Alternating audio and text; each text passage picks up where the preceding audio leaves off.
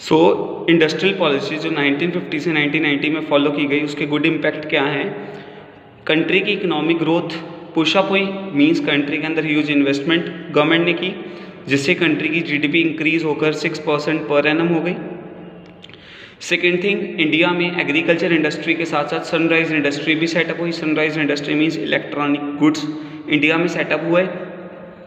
So electronic goods की industry India में setup होने से इंडियन डोमेस्टिक इंडस्ट्री को बेनिफिट हुआ।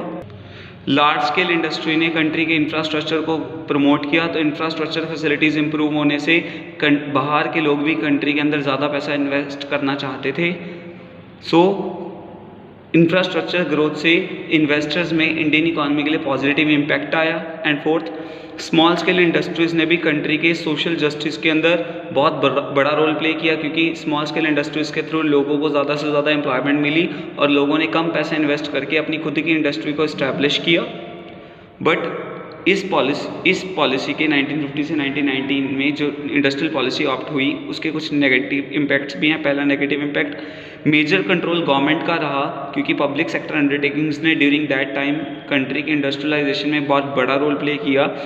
तो गवर्नमेंट की वर्किंग की वजह से इनएफिशिएंसी इंक्रीज़ हुई, करप्शन इंक्रीज़ हुई, लीकेज इंक्रीज़ हुई, पिल्फरेज इंक्रीज़ हुई, जिसकी वजह से इंडिया की इंडस्ट्री को बहुत ज़्यादा लॉस सफ़र करना पड़ा। सेकेंड थिंग, डोमेस्टिक इंडस्ट्री को प्रोटेक्ट किया गया फॉरेन कंपटीशन से, जिसका डोमेस्टिक इंडस्ट्री को ही लॉस हुआ, क्योंकि डोमेस्टिक इंडस्ट्री में जो प्रोडक्ट्स क्रिएट किए गए उनकी क्वालिटी इंटरनेशनल स्टैंडर्ड के अकॉर्डिंग नहीं थी। तो जिसके कारण जब फॉरेन कंपटीशन इंडिया में इंट्रोड्यूस हुआ तब डोमेस्टिक प्रोडक्ट्स फॉरेन प्रोडक्ट्स के कंपैरेटिवली टोटली फेल हो गए। And the third, import substitution policy के थ्रू जो फॉरेन एक्सचेंज को सेव करने का मोटिव था गवर्नमेंट का, सो ये पॉलिसी भी टोटली इनएफिशिएंट प्रूव हुई। सो जिसके कारण कंट्री के फॉरेन एक्सचेंज रिजर्व्स डिक्लाइन होने स्टार्ट हो गए, श्रिंक होने स्टार्ट हो गए। So these are the positive and negative impacts of industrial policy between 1950 to 1990।